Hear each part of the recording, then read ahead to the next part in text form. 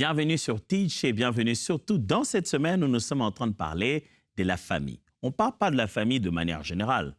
On vise les problèmes récurrents dans la famille. C'est genre des choses qui arrivent dans toutes les familles et même dans certaines familles dans la Bible. Et qu'est-ce qu'on peut apprendre comme solution biblique sur ces mêmes problèmes qui sont récurrents? Aujourd'hui, on parle d'un problème qui n'est pas le moindre. C'est le problème de la divergence de spiritualité au sein de la même famille. Je le dis autrement. Deux fois, la famille est divisée, tiraillée parce que dans la même famille, on n'a pas la même foi. La raison ici, ce n'est plus le favoritisme ou un problème d'adultère, mais juste qu'on ne croit pas spirituellement à la même chose. Soit qu'on a différentes religions, soit qu'on a différentes tendances de la même religion chrétienne, soit qu'on a même tendance, mais des églises différentes. Et des fois, ça devient un sujet de tiraillement. Comment naviguer dans ces climats de différence en gardant sa foi chrétienne sans se compromettre, mais en maintenant l'unité de la famille? Alors, let's teach. Grandissons ensemble. La première chose que je me dois de vous dire, c'est une vérité. On est obligé de l'avaler comme ça. Voici cette vérité. La foi ne rime pas toujours avec l'unité. Je répète, la foi ne rime pas toujours avec l'unité. Le fait que l'on croit ne signifie pas toujours qu'on va tous croire à la même chose, le faire de la même manière. Même quand on croit au même Jésus, même Seigneur, on va à la même église, on vient du même culte, ça ne signifie pas toujours qu'on va ensemble faire les mêmes choses de la même manière. Il y a toujours ce côté singulier dans l'engagement personnel que les hommes ont avec Dieu. Donc, chaque fois que c'est foi, ça ne signifie pas qu'on est dans l'unanimité et que tout le monde verra ça de la même manière et ça produira cette forme-là d'unité qui vient de l'unanimité. Regardez Matthieu chapitre 10, versets 34 à 37. Matthieu 10, 34 à 37. Ne croyez pas que je sois venu apporter la paix sur la terre. Ça, c'est Jésus qui dit. Je ne suis pas venu apporter la paix, mais l'épée. Car je suis venu mettre la division entre l'homme et son père, entre la fille et sa mère, entre la belle-fille et sa belle-mère. Et l'homme aura pour ennemi les gens de sa maison. Celui qui aime son père ou sa mère plus que moi n'est pas digne de moi. Et celui qui aime son fils ou sa fille plus que moi n'est pas digne de moi. Jésus-Christ était en train d'annoncer ici cette crise qui va entrer dans les maisons et dans les familles d'Israël dès le début, là, qui aujourd'hui continue, à cause de la foi en son nom. Les messages de Christ, le fait qu'il soit le Messie, ça va causer la division. Certains vont croire, les enfants qui vont croire vont recevoir tellement de problèmes venant de leurs parents. Ainsi de suite. Les gens vont se haïr à cause du message de la foi. Ils ont attendu tellement un Messie et maintenant qu'il est venu et que certains croient au Messie, d'autres ne croient pas. Séparation totale. Vous savez, des fois dans les familles chrétiennes, on ne sait pas ce qu'on appelle une division familiale liée à la foi. Vous allez dans certaines autres formes de religions, on vous abolit, on vous retire du testament, vous êtes considéré comme un infidèle, vous n'appartenez même plus à la famille. Il y a des divisions énormes qui peuvent venir à cause de la position spirituelle, la foi, la croyance qu'il y a derrière. Et Jésus prédisait déjà que le fait de se positionner pour lui causerait déjà des divisions dans les familles. Alors, c'est pourquoi il a parlé de la manière la plus réaliste qu'il soit. Je suis venu non pas annoncer la paix, mais l'épée. C'est-à-dire qu'en venant, ça va faire une division totale. Par le fait de croire en mon message, les familles vont être séparées. Jésus, est-ce que tu n'es pas venu unir? Oui, il est venu unir, il est venu apporter la paix, il est venu apporter toutes ces choses. Mais dans cet aspect des choses, il était très clair. Il disait très bien qu'en croyant en lui, ça ne fera pas nécessairement l'unanimité dans la famille. Ce n'est pas tout le monde qui va croire. Luc chapitre 12, versets 51 à 53. Pensez-vous que je sois venu apporter la paix? Il répète la même chose. Sur la terre, non. Vous dis-je, mais la division. Car désormais, 5 dans une maison seront divisés. 3 contre 2 et 2 contre 3.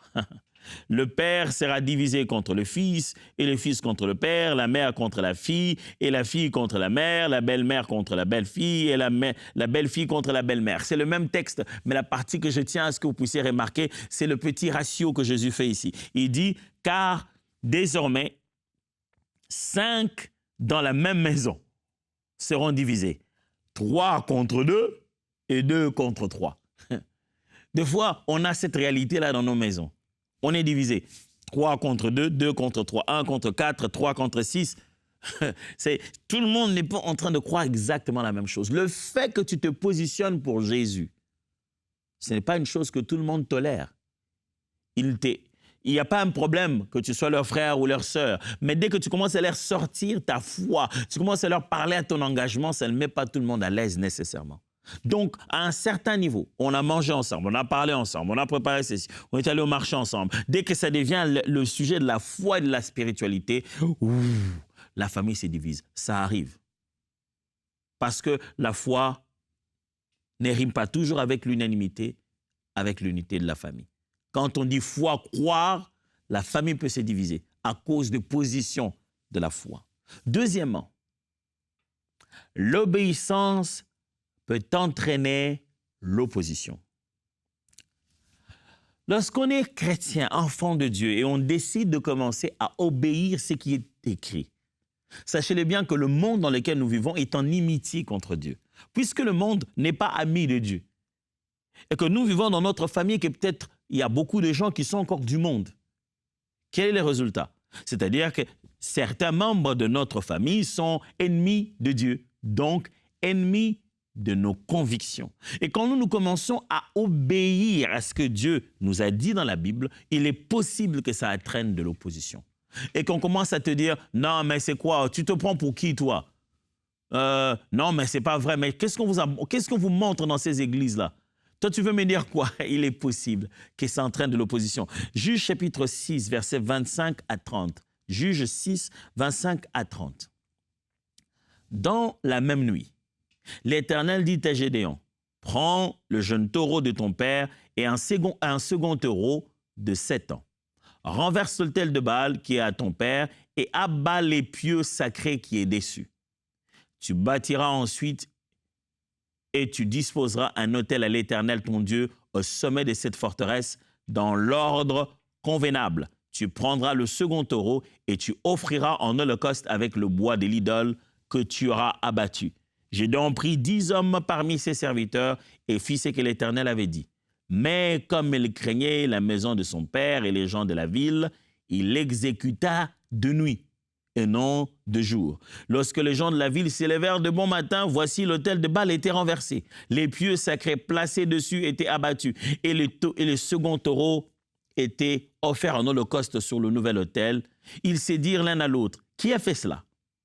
Et après s'être informés et avoir fait des recherches, on dit, c'est Gédéon, fils de Joas, qui a fait cela.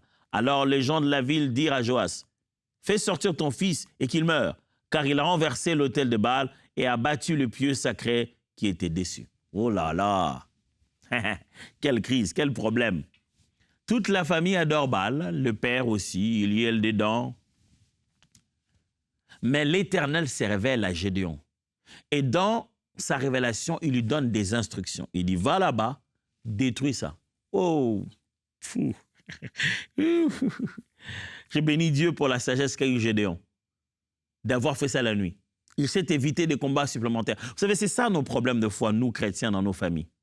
On a une orientation divine, Dieu nous a convaincus de faire quelque chose, mais on va le faire de manière folle, sans user de la sagesse que l'Esprit de Dieu nous donne justement à l'exécution de sa volonté.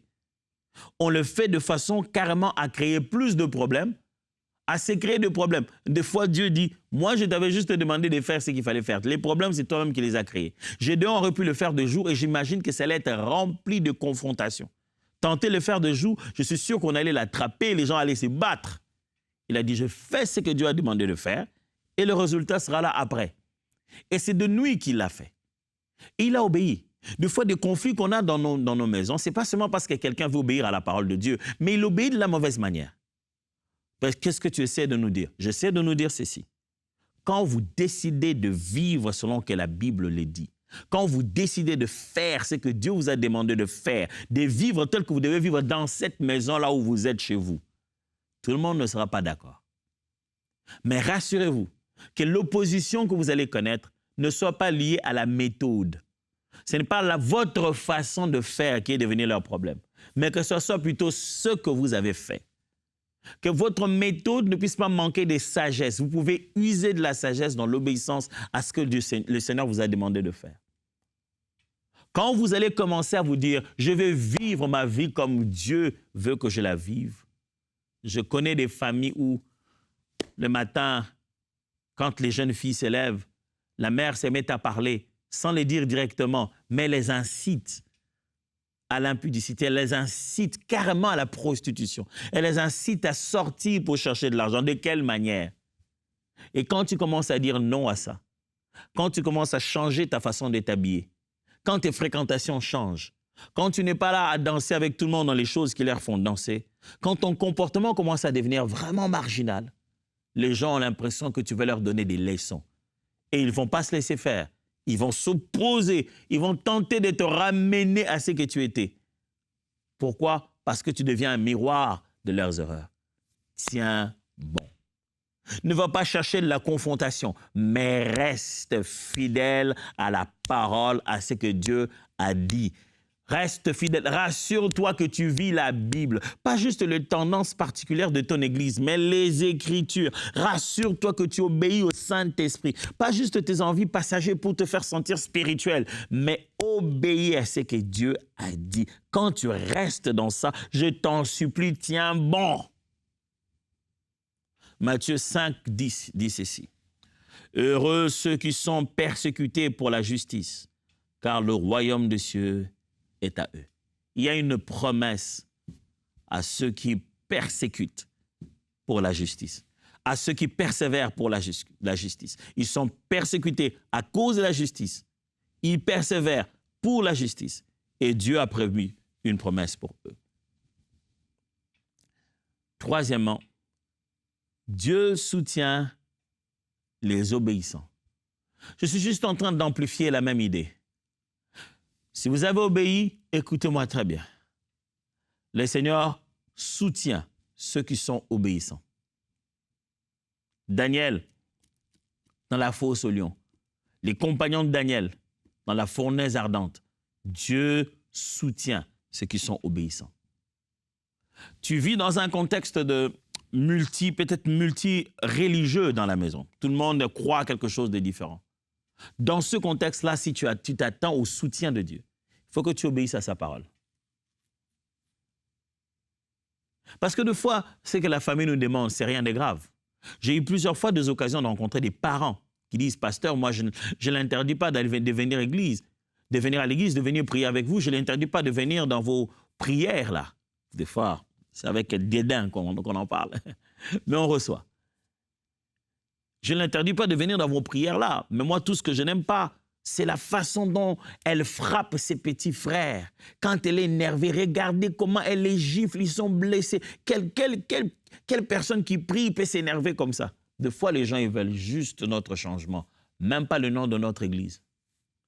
Ils veulent juste notre changement. Ils veulent juste nous voir différents. Cette même dame tapait ses frères depuis longtemps, avant de commencer à venir à l'église. Mais maintenant qu'elle a dit qu'elle vient à l'église, les gens s'attendent à quelque chose. Ils s'attendent à un changement. Ils veulent bien voir la nouvelle personne que tu es devenue, cette fameuse nouvelle créature que tu es en train de dire. Obéis à la parole de Dieu et tu verras que Dieu ne t'abandonnera pas.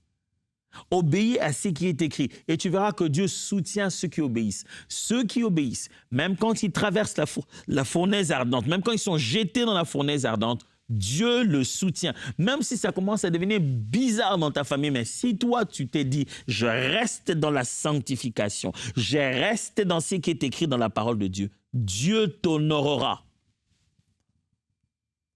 Romains chapitre 8, verset 31, la Bible dit, « Que dirons-nous donc à l'égard de ces choses? Si Dieu est pour nous, qui sera contre nous? » Ah, j'aime ces exhortations quand Paul en parle. Et il dit, si Dieu est pour nous, c'est fini. En fait, c'est fini. Si Dieu est déjà pour nous, c'est fini. Il n'y a plus, à part lui, il n'y a plus personne.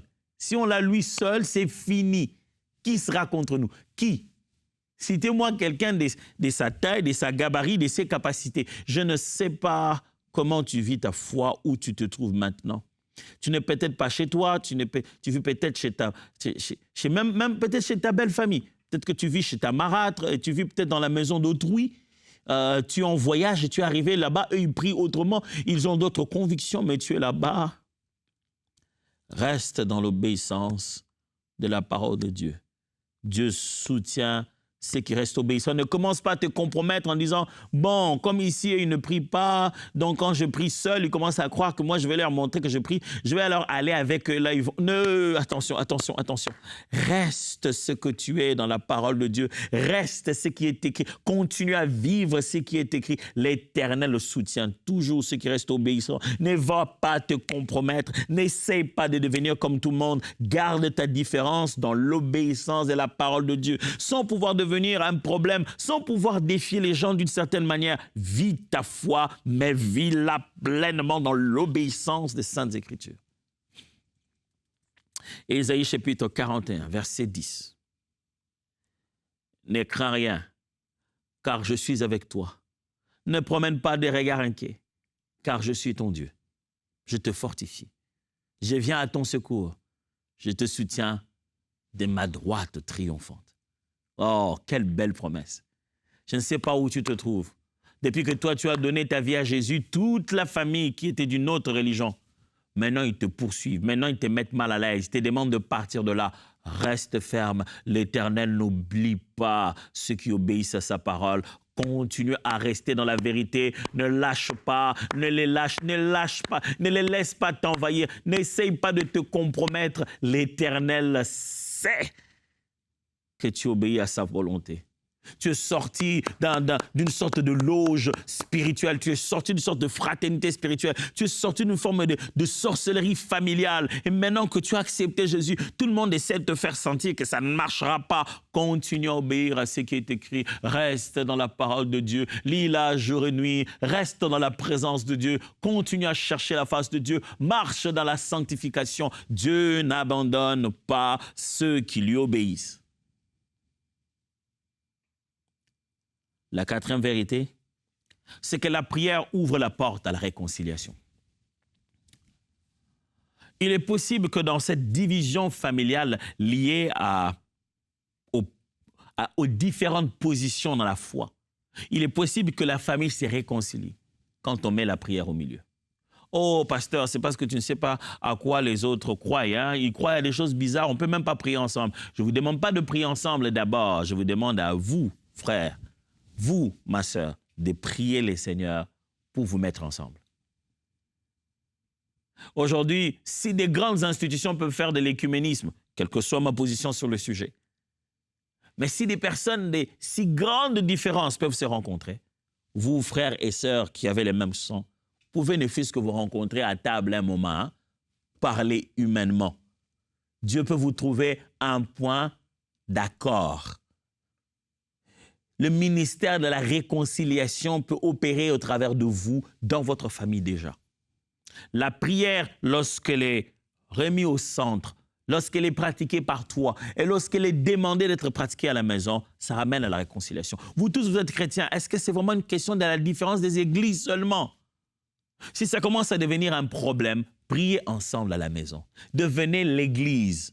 Sans citer le nom de vos pasteurs et de vos tendances. Devenez cette église-là, de prier ensemble à la maison. Quand vous allez commencer à prier ensemble, vous verrez, la prière ouvre la porte à la réconciliation. Vous allez commencer à trouver le véritable point commun qui est Christ. Et si vous tous vous prosternez devant Christ, il n'y aura plus question, on ne se plaindra plus de la différence des uns des autres. Laissez la prière faire son travail.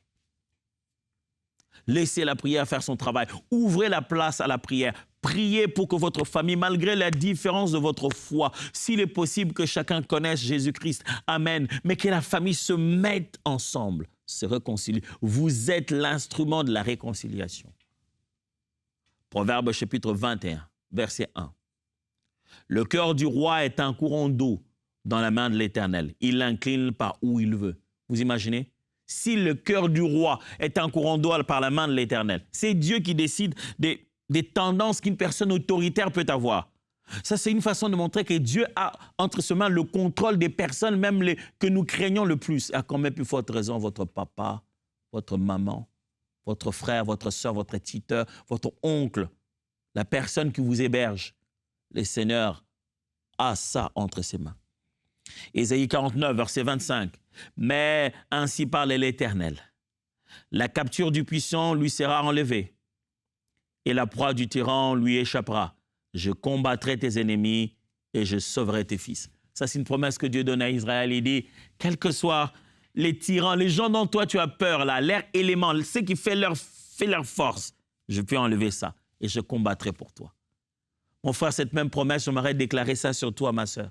Quel que soit l'endroit où tu es en train de vivre, quel que soit ce que tu subis comme oppression, que ce soit une différence de spiritualité, on ne le dit pas de vive voix, mais les gens sont dans des spiritualités différentes que la tienne. Ils ne te le font pas sentir physiquement, mais tu sens ça, qu'ils essaient de te faire sentir parce que toi, tu n'es pas avec nous dans cette spiritualité nocturne et que c'est toi qui veux te montrer aller à l'église, tu vas sentir l'Éternel combattra pour toi.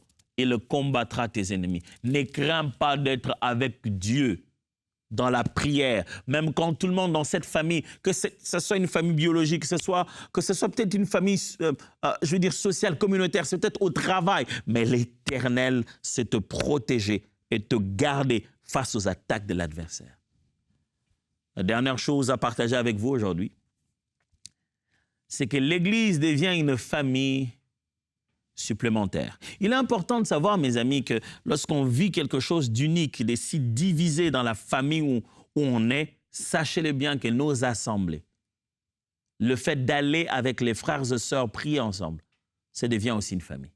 Attention, comprenez-moi bien. Pasteur, est-ce que tu essaies de substituer l'Église à nos familles? Tu dis aux gens d'abandonner leur maison pour commencer à aller à l'Église. L'Église devient leur famille. Non, je suis juste en train de dire que d'eux qui sont nés comme enfants de Dieu, ils sont nés de nouveau dans une autre famille.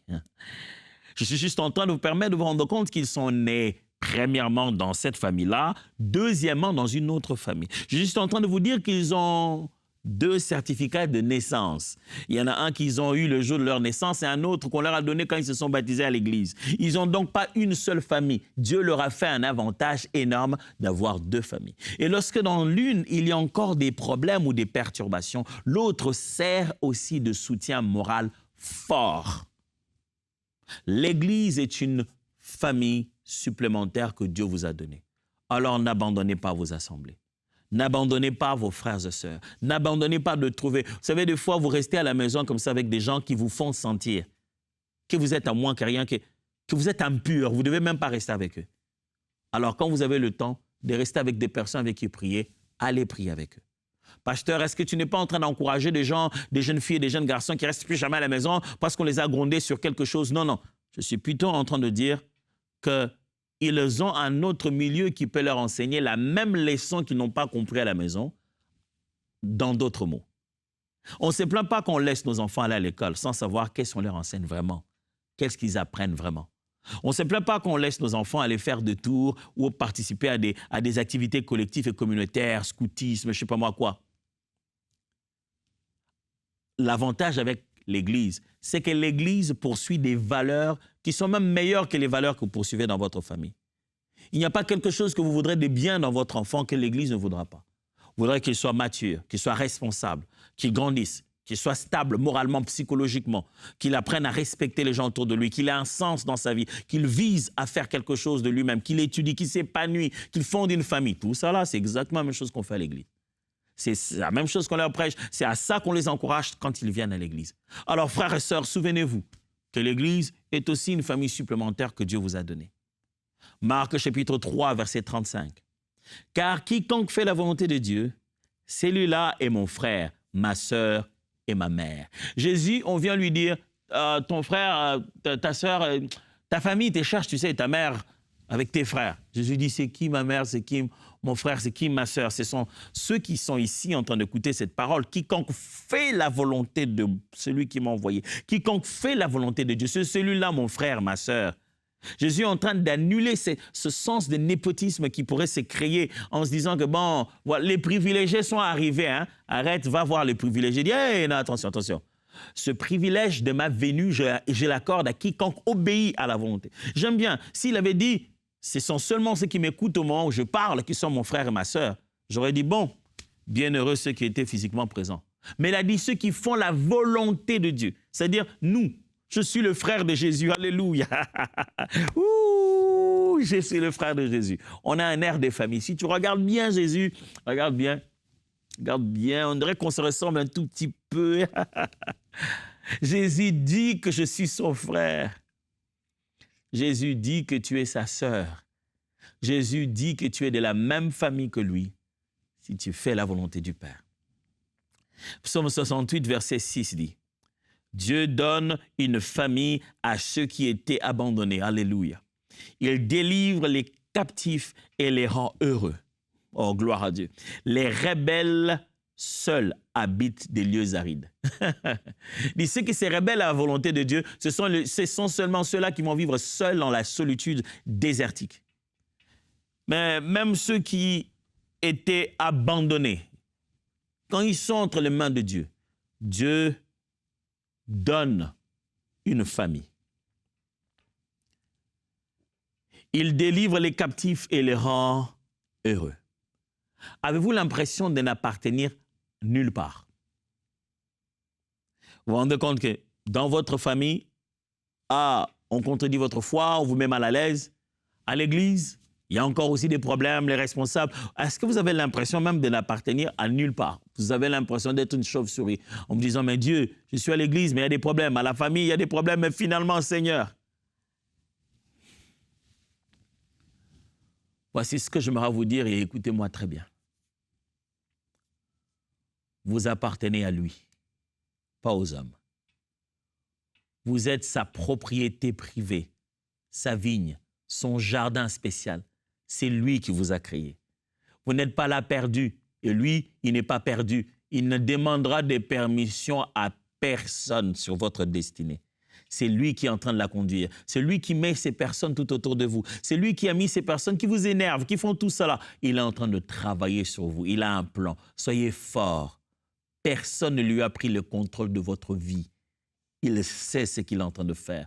Au moment où vous êtes là, genoux en train de le chercher, il aime ces temps-là. Pour l'instant, il cause cette solitude parce qu'il te veut dans sa présence comme jamais. Fais le plein dans sa présence. Fais le plein dans sa présence. Reste avec lui. Reste là longtemps. Là-bas, fais couler tes larmes. Quand tu te sens seul, fais couler tes larmes là à genoux. Il veut t'apprendre comment rester avec lui. Dieu te veut pour lui d'abord. Dans sa présence. Lui seul te fera vivre toute cette vie de famille, cette paternité.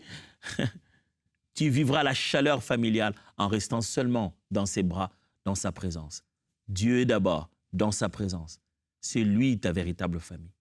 Et c'est lui qui t'a posé dans cette famille biologique où tu es. Et c'est lui qui t'a trouvé cette famille spirituelle où tu es. Il n'a pas perdu ta trace. Il sait où tu te trouves.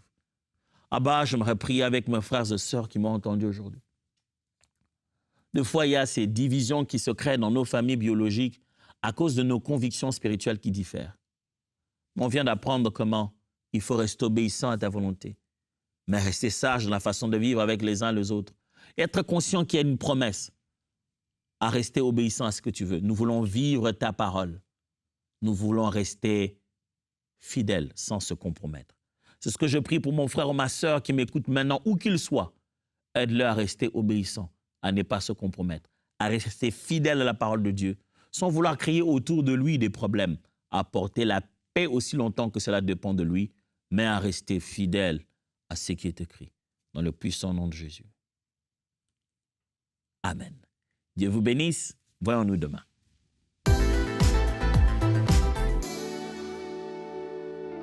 Hello, hello, la famille EMCI, j'espère que vous allez bien. Alors aujourd'hui, je vous amène dans cette pièce. On l'appelle la 5000. Vous voyez, je vous fais un petit tour. Voilà, c'est la 5000. On l'a baptisée comme ça en l'honneur de notre campagne Les 5000 semeurs. Je suis sûre que vous vous rappelez de cette campagne-là. Et je vous amène ici aujourd'hui. Pourquoi? Eh bien, pour vous dire que les mercredis, on prend vraiment le temps de se réunir ici pour prier pour tous nos partenaires. Vous voyez là, juste derrière moi, il y a plusieurs sujets de prière qui sont là. C'est les partenaires qui nous les envoient chaque semaine. Et vous avez même ici des sujets de prière urgents de nos partenaires. Plusieurs parmi les partenaires, ils nous présentent, ils nous parlent des choses urgentes et on veut vraiment prendre ce temps de prier pour eux. Et vous aussi qui m'écoutez, prenez ce temps-là de prier pour nos partenaires parce que sans les partenaires de MCI, l'œuvre n'irait pas bien loin. Le Seigneur se sert des personnes ici, mais il se sert également de tous les partenaires pour nous amener loin, pour réaliser ces différentes émissions, pour faire du bien à plusieurs personnes. Et on est vraiment heureux et fiers de pouvoir aussi à notre tour prendre le temps tout simplement de prier pour vous. Alors si vous êtes partenaire et que vous voulez envoyer un sujet de prière, n'hésitez pas à le faire en vous connectant à votre espace partenaire. Et pour ça, il vous suffit juste d'aller sur emcitv.com/partenaire et c'est vraiment avec joie qu'on pourra prier pour le sujet que vous allez nous envoyer et sachez qu'on vous remercie. Je vous remercie à titre personnel pour votre soutien, votre amour pour le royaume de Dieu, pour nous qui sommes ici à EMCI. Vraiment que le Seigneur vous bénisse, que le Seigneur vous le rende au centuple. On vous aime. À très bientôt. Bye bye. Un grand merci à tous nos partenaires qui donnent pour voir des vies transformées partout dans la francophonie.